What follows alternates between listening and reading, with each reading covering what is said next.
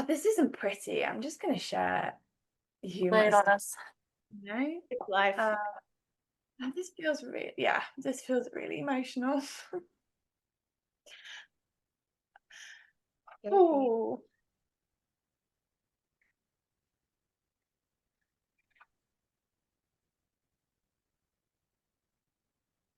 ah, yeah. So during this time, when I was like um 14, 15, 16, and I'm sure you can both relate to that time of trying to fit in and drinking a lot. Um, and I had many, many experiences of being paralytically drunk and having sex with men and um, not even remembering. And yeah, I was taken advantage of a lot during that time. Um, and I think this is where it first really started, where I first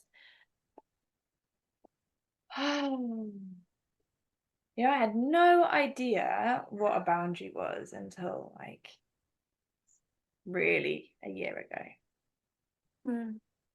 And I used to really celebrate the fact that I didn't have boundaries before I knew this. I was in open relationships and free love, and I love everyone. And I want to share my joy and love with everyone. And I don't have rules, I don't have boundaries. Do what you want, I'll do what I want. And this was such a celebration for me. Um,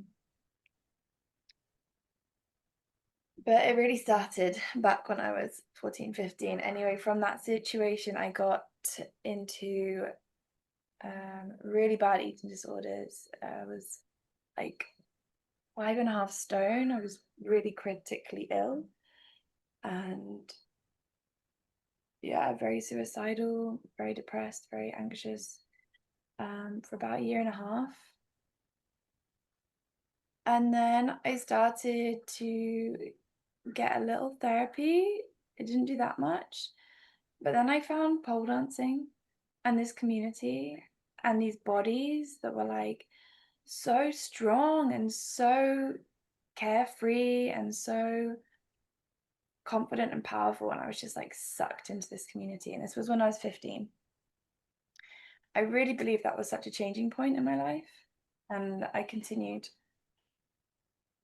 pole dancing and really like celebrating my body and how strong it can be. And that went on for about 10 years, 9 years. But on the sideline, I was suffering so much with back pain from my scoliosis. And so I went to specialists and they just don't give you any answers. They just say, it's genetic, just wait and see. We'll probably have a surgery in the future. I was like, okay, that's just me.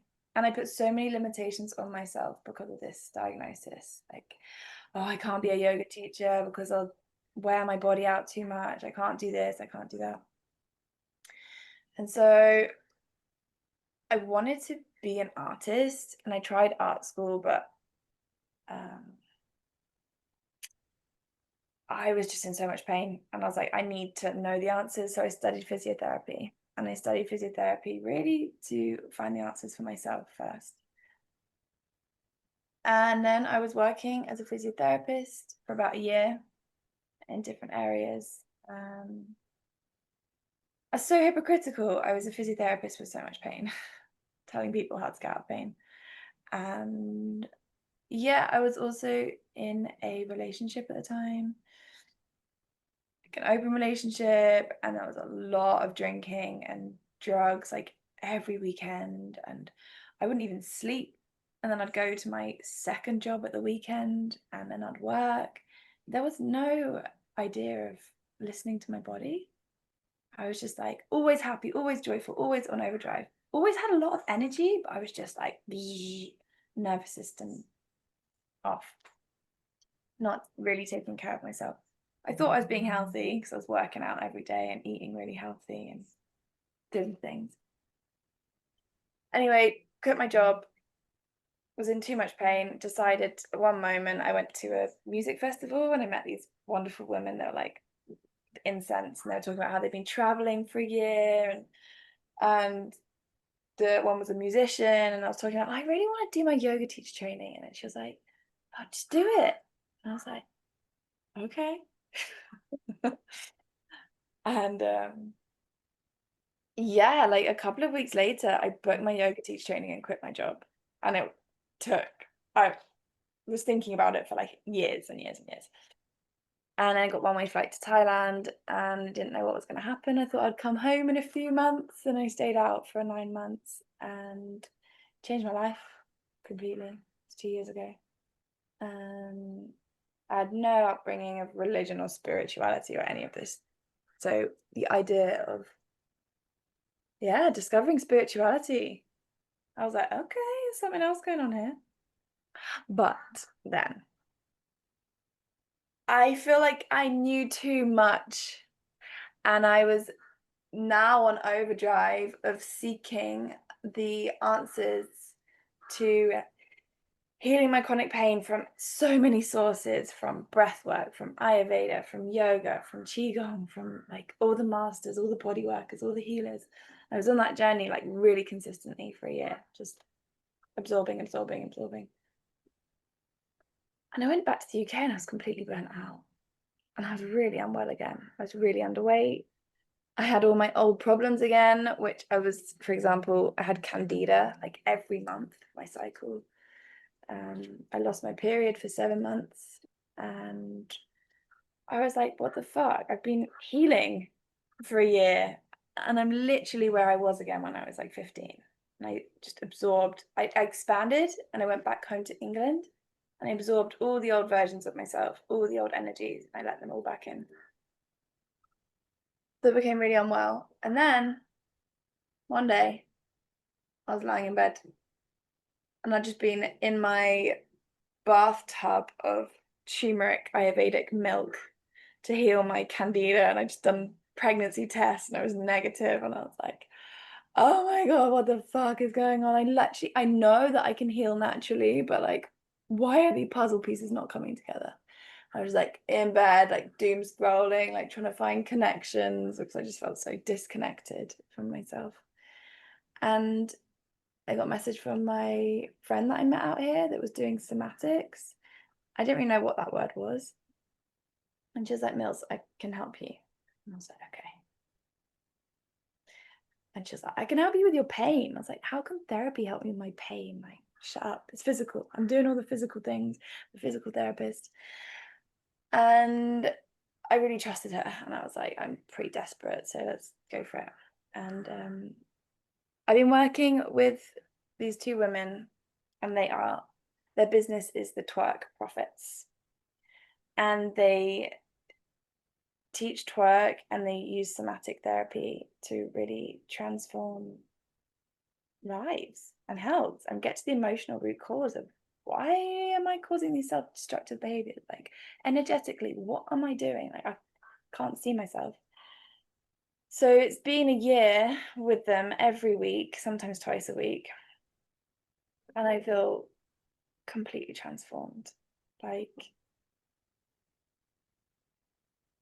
I feel complete. Like I feel like I have completed a mission. Like I finally feel like I have control of my health and what I want and my pain and who I let into my life.